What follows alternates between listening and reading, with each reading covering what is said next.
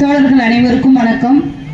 இந்த நிகழ்ச்சியை மிக சிறப்பாக ஏற்பாடு செய்து கொடுத்திருக்கின்ற நமது திமுக தோழர்கள் அனைவருக்கும் என் மக்கள் மன்றத்தின் சார்பாக என்னுடைய பணிவான வணக்கத்தை தெரிவித்துக் கொள்கிறேன்.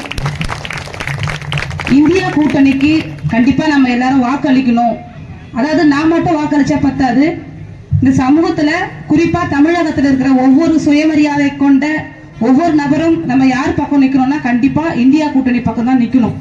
ஏன்னா அப்படிப்பட்ட மண்ணில் தான் நம்ம வந்து பிறந்திருக்கிறோம். அப்படிப்பட்ட ஒரு சுயமரியாதையை கற்றுக் கொடுத்துட்டு போயிருக்காங்க தந்தை பெரியார், அதன் வழி வந்த அறிஞர் அண்ணா, கலைஞர். இப்போ அந்த தலைமுறை வாழ்ந்துட்டு இருக்குது, சொல்லிட்டு இருக்குது அந்த கருத்தை நம்ம எல்லாருக்குமே. அதனாலதான் நம்ம வந்து எங்க நிக்கிறோம்னா இந்தியா கூட்டணி பக்கம் நிக்கிறோம். ஏன் வந்து பிஜேபிக்கு நம்ம வாக்களிக்க கூடாதுன்றத நிறைய விஷயங்கள் தோழர்கள் வந்து பகிர்ந்துட்டு போனாங்க.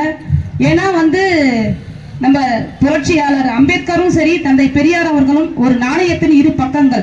அதே மாதிரி நம்மளுடைய பகுத்தறிவு பகலவன் தந்தை பெரியார் வந்து நிறைய போராட்டங்கள் மூலமாக ஒரு சட்டத்தை கொண்டு வந்தார். அது அந்த சட்டபூர்வமாக நம்மளுக்கு வந்து புரட்சியாளர் அம்பேத்கர் நிறைய வழிவகுத்திருக்கிறார். இன்னைக்கு இப்படி வந்து ஒரு பெண் ஒரு மைக்கு பிடிச்சி பேசுறாங்க அப்படின்னும் போது கண்டிப்பா இது பிஜேபி ஆள்ற மாநிலத்தில் நடக்குமானா கண்டிப்பா நடக்காது. அதுதான் வந்து பிஜேபி. இதுதான் வந்து நம்மளுடைய திராவிட மாடல். திராவிட மாடல்ல மட்டும்தான் இந்த மாதிரியான ஒரு நல்ல விஷயங்கள் இவ்வளவு நேரம் வந்து தோழர்கள் நம்மளுடைய அமைப்பினுடைய தலைவர் அக்கா மகேஷ் அவர்களாக இருக்கட்டும், நம்மளுடைய லாரன்ஸ் அவராக இருக்கட்டும், பேசுறது எல்லாமே வந்து திராவிட மாடல் குறித்து பேசினாங்க. அப்படிப்பட்ட ஒவ்வொருத்தருமே வந்து பேசும்போது கூட நம்ம அதுதான் பேசுவோம். ஏன்னா அவ்வளவு நல்ல திட்டங்கள் வந்து இன்னைக்கு அடியில இருந்து எடுத்துட்டீங்கன்னா தொடக்கத்துல இருந்து பாத்தீங்கன்னா அதுக்கான விதைகள் நம்ம வந்து விதைச்சு போயிருக்காங்க. இன்னைக்கு யூபியில போய் நம்ம வந்து இலவச பஸ் பத்தி பேச முடியுமா? பேசவே முடியாது. ஏன்னா அங்க இருக்கிற வீட்டுல இருக்கிற பெண்கள் வெளியே வர்றதே இல்லை, வெளியவே விட மாட்டான் பிஜேபிக்காரன். ஏன்னா பெண்களுக்கு தான் வந்து என்ன பண்ணிருக்காங்க, மனு நீதியில தெளிவா சொல்லியிருக்கிறது, மனு தர்மம் தெளிவா சொல்லியிருக்குது, பெண்ணு வந்து எப்பவுமே அடுப்பு முறையில தான் இருக்கணும். ஆனா நம்மளுடைய பகுத்தறிவு பகலவன் தந்தை பெரியார் என்ன சொன்னார்னா, பெண்கள் கிட்ட இருக்கிற கரண்டியை புடுங்கி போட்டுட்டு புத்தகத்தை கொடுங்கன்னு சொன்னாரு. அப்படிப்பட்ட ஒரு உன்னதமான ஒரு தலைவர் பிறந்த மாநிலத்துல நம்ம எல்லாம் பிறந்திருக்கிறோமே நினைச்சு ஒவ்வொரு நாளும் நான் வந்து பெருமைப்பட்டு இருக்கிறேன். இன்னைக்கு என்ன ஒரு இயக்கத்துல இப்படி சுதந்திரமா என்ன வந்து பணி செய்ய விட்டுருக்கிறேன். எங்க அப்பாவுக்கு இந்த நேரத்துல நான் வந்து நன்றி சொல்லிக்கிறேன். ஏன்னா எங்க அப்பாவும் சரி, எங்க குடும்பமே தொடக்க காலத்துல இருந்தே ஒரு திமுக குடும்பம். அதை வந்து அடுத்து வர தோழர்கள் வந்து கண்டிப்பா அதை பகிர்வாங்க. அப்படி வந்து இந்த திராவிட அரசுன்றது எப்பவுமே வந்து சமூக நீதியை பேசுற அரசு. மனு நீதியை பத்தி எப்பவுமே என்ன பண்ண மாட்டோம், நம்ம மனு நீதியை தோல் உரிச்சிட்டு இருக்கிற ஒரு இயக்கம். அதனாலதான் பெண்களுக்கு முக்கியத்துவம் கொடுக்கணும். ஏன்னா வந்து இப்படி துணிச்சலா இப்படி பேசுறதுக்கு காரணமே வந்து அப்போ வந்து பெரியார் இருக்கும்போது செங்கல்பட்டு மாவட்டமா அந்த தந்தை பெரியார் தந்தைன்ற பட்டம் கொடுத்ததே இந்த மாவட்டத்துல தான். அப்படிப்பட்ட ஒரு மாவட்டத்துல நம்ம வந்து பிறந்திருக்கிறோம். அதனால கண்டிப்பா வந்து நம்ம வந்து திராவிட இயக்கம்னா என்ன, திராவிட இயக்கம்ன்றத சாதாரணமா வளர்ந்தது இல்ல. எப்பவுமே இந்த திராவிட இயக்கத்தை குறித்து ஒரு என்ன சொல்றது, இந்த பார்ப்பனர்களுக்கு எப்பவுமே ஒரு வெறி. எப்படின்னா எதனா ஒரு குறை சொல்லி இந்த ஆட்சியை வந்து நம்ம எப்படா குறை சொல்லிக்கிட்டே இருக்கணும். இன்னைக்கு கூட பாத்தீங்கன்னா அந்த ஆட்டுக்குட்டி வந்து சொல்லிருக்கு என்னன்னா வந்து கோவையில வந்து திமுக வந்து டெபாசிட் எழுந்துருவாங்க. டெபாசிட் வாங்கறதுக்காக தான் நீங்க அங்க வந்து நிக்கிற, அது கூட தெரியாம நீ வந்து டெபாசிட் எழுந்துருவாங்கன்னு சொல்ற. ஒண்ணுமே நீங்க வந்து என்ன சொல்றதுன்னே தெரியல. ஐபிஎஸ் அப்படின்னு சொல்ற, வெயில் எதனால வரும்னு கூட உனக்கு தெரியல. திமுகனாலதான் வந்து உஷ்ணமாயிடுச்சான் பூமியே. இதெல்லாம் வந்து நம்புற அளவுக்கு வந்து தமிழ்நாடு கிடையாது. நீ வேணா இந்த கதையை போய் குஜராத்ல போய் சொல்லி நம்புவாங்க. ஏன்னா குஜராத்ல தான் இப்படிப்பட்ட பொய்கள் எல்லாம் சொல்லி நான் அந்த நாடே வந்து வல்லரசு ஆக்க போறேன்னு சொல்லி முதல்ல மிகப்பெரிய ஒரு கொலகார கூட்டம்லாம் வந்து அங்க முதலமைச்சரா இருந்துட்டு இப்ப வந்து பிரதமரா இருக்காரு மோடி. இந்த வரலாறு எல்லாமே எங்களுக்கு தெரியும். ஏன்னா நாங்க வந்து திராவிடர்கள். ஏன்னா நம்மளுடைய மரபே இப்படிதான், திராவிடம் தான் நம்ம வந்து பேசுவோம். நம்ம வந்து பகுத்தறிவு கேள்விக்கு உட்படுத்துவோம். அதுதான் பெரியார் சொல்லியிருக்கிறாரு. ஏங்க நான் சொல்றத கூட நீங்க வந்து கேட்கணுன்ற அவசியம் இல்லைங்க. நீங்க என்ன வேணாலும் கேள்வி கேட்கலாம். அது உங்களுக்கு உட்படுத்து உங்க மனசுக்கு எது கரெக்ட் சரிப்படுதோ, நான் சொல்றத கூட நீங்க நம்ப வேணாம். உங்க மனசுக்கு எது சரிப்படுதோ அதை செய்யுங்கன்னு சொன்னவர் தான் தந்தை பெரியார். அதனாலதான் மக்கள் மன்றம் ஒரு சிறப்பான ஒரு நோட்டீஸை நாங்க வந்து எழுதிருக்கிறோம். இந்த உங்களுடைய ஓட்டு யாருக்கு, ஆனா பிஜேபி இந்த 10 வருஷமா என்ன செஞ்சிருக்காங்கன்றத நாங்க பட்டியலிட்டுக்கிறோம். விலங்குகளை கூட விட்டு வைக்கலங்க அவன்.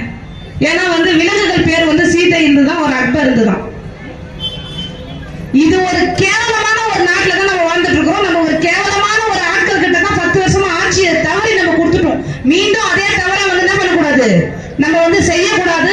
இந்தியா கூட்டணிக்கு நம்மளுடைய வாக்கு இருக்கணும். அதே மாதிரி தவறு அவர்கள் சொன்ன மாதிரி நம்மளுடைய அருமை தோழர் செல்வம் அவர்களை பெரு வாக்கு வித்தியாசத்துல நம்ம வந்து வெற்றி பெற வைக்கணும். அதுக்கான ஒரு கொள்கை பரப்பு தான் நம்ம செஞ்சிட்டு இருக்கோம். தேர்தல் பரப்புரை தான் செஞ்சிட்டு இருக்கிறோம். நம்ம மார்ச் 9ஆம் தேதி தொடங்குறதுலேருந்து நம்ம 17ஆம் தேதி வரை நம்மளுடைய தொடர் பரப்புரை நடத்திட்டு இருக்குது. நம்ம நிறைய திட்டங்கள் சொல்லிக்கிட்டே போலாம். ஆனா பிஜேபி பத்தி தான் நம்ம திரும்ப திரும்ப சொல்லணும்னு நினைக்கிறோம். பெண்களுக்கு ஒரு பாதுகாப்பு கிடையாது. குறிப்பா வந்து இன்னைக்கு மணிப்பூர்ல என்ன பண்ணாங்கன்றது நமக்கு நல்லாவே தெரியும். அதே மாதிரி இன்னைக்கு 2 நாளைக்கு முன்னாடி நம்ம திராவிட விடுதலை கழக தோழர் பெண் தோழரை வந்து அநாகரிகமான முறையில வார்த்தைகளால பேசி பாஜகவினர் போய் கொலைவெறி தாக்குதல் பண்ணியிருக்கிறாங்க. நீ இங்க வந்து பண்ணி பாரு, காஞ்சிபுரம் இந்த பக்கம் வந்து பாரு. இது வந்து தமிழ்நாடு. உன்னுடைய மோடி வித்தெல்லாம் இங்க செல்லாது. பிஜேபி காரன அக்கா மகேஷ் சொன்ன மாதிரி அவங்களுக்கு பிஜேபி இருக்கிறவங்களுக்கு ஒரு பகுத்தறிவு கிடையாது, எந்த சிந்தனையுமே கிடையாது. அதுல இருக்கிறவங்க அக்கா சொன்ன மாதிரி கொள்ள அடிக்கிறவனும் கஞ்சா அடிக்கிறவனும் எல்லாருமே அதுலதான் இருக்காங்க. இப்ப நிறைய விளம்பரம் நம்ம பார்த்திருப்போம். Washing powder Modi, washing powder Modi. இதுதான் ஏன் அதை அப்படி சொல்றாங்க விளம்பரம்னா, நீ என்ன ஒண்ணா பண்ணலாம், கொலை பண்ணலாம், பெண்களை வந்து பாலியல் பலாத்காரம் பண்ணலாம். பண்ணிட்டு நீங்க பிஜேபி போனீங்கன்னா நீங்க ரொம்ப என்ன பண்ணிடுவீங்க, அப்பால் கட்டுறவரா ஆயிடுவீங்க. இதுதான் வந்து அந்த விளம்பரம் சொல்லுது. அந்த மாதிரி ஒரு கேவலமான சித்தாந்தத்தை கொண்டவர்கள் தான் பிஜேபி, ஆர்எஸ்எஸ். பிஜேபின்றது வந்து ஒரு அரசியல் கட்சி தான். அதனுடைய எல்லாமே அதனுடைய வேறு எங்க இருக்குன்னு பாத்தீங்கன்னா ஆர்எஸ்எஸ் தான் இருக்குது. ஆர்எஸ்எஸ் சித்தாந்தத்தை அவங்க மீண்டும் மனுநீதியை கொண்டு வரணுன்றதுக்காக தான் அவங்களுடைய திட்டமே இருக்கு.